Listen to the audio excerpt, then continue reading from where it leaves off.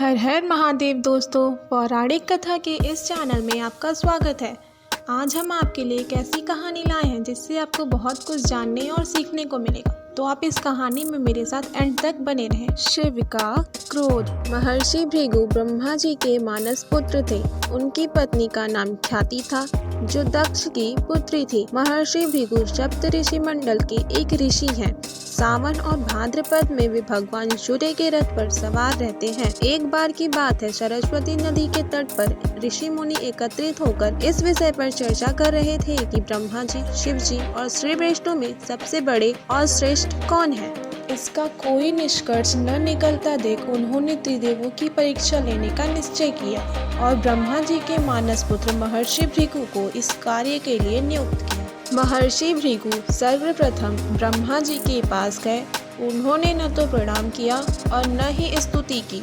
यह देख ब्रह्मा जी क्रोधित हो गए। क्रोध की अधिकता से उनका मुख लाल हो गया, आंखों में अंगारे दहकने लगे। लेकिन फिर यह सोचकर कि वे उनके पुत्र हैं, उन्होंने हृदय में उठे क्रोध के आवेग को विवेक बुद्धि में दबा लिया। वहां से महर्षि भृगु कैलाश गए। देवाधिदेव भगवान महादेव ने देखा कि भृगु आ रहे हैं, तो वे प्रसन्न होकर अपने आसन से उठे और उनका आलिंगन करने के लिए भुजाएं फैला दी।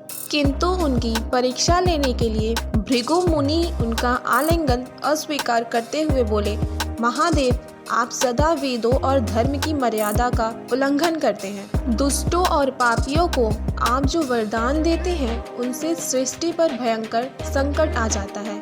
इसीलिए मैं आपका आलिंगन कदापि नहीं करूंगा। उनकी बात सुनकर भगवान शिव क्रोध से तिलमिला उठे। उन्होंने जैसे ही त्रिशूल उठाकर उन्हें मारना चाहा, वैसे ही भगवती सती ने बहुत अनुनय विनय कर किसी प्रकार से उनका क्रोध शांत किया। इसके बाद भृगु मुनि वैकुंठ लोक गए।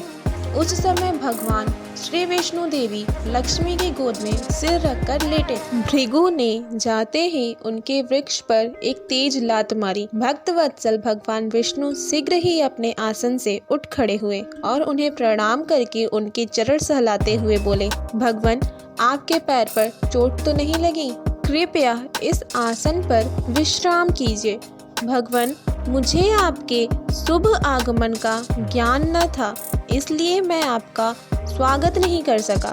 आपके चरणों का स्पर्श तीर्थों को पवित्र करने वाला है। आपके चरणों के स्पर्श से आज मैं धन्य हो गया। भगवान विष्णु का यह प्रेम व्यवहार देखकर महर्षि भृगु की आंखों से आंसू बहने लगे। उसके बाद वे ऋषि मुनियों के पास लौट आए और ब्रह्मा जी, शिव जी और श्री विष्णु के यहाँ के सभी अनुभव को विस्तार से कह बताया। उनके अनुभव को सुनकर सभी ऋषि मुनि बड़े हैरान हुए और उनके सभी संदेह दूर हो गए। तभी से वे भगवान विष्णु को सर्वश्रेष्ठ मानकर उनकी पूजा अर्चना करने लगे। वास्तव में उन ऋषि मुनियों ने अपने लिए नहीं बल्कि मनुष्यों के संदेहों को मिटाने के लिए ऐसी लीला रची थी। ऐसे ही पौराणिक कथाओं से जुड़े रहने के लिए लाइक, शेयर एंड सब्सक्राइब जरूर करें तथा कमेंट करके बताएं कि हमारी ये कहानी आपको कैसी लगी। धन्यवाद।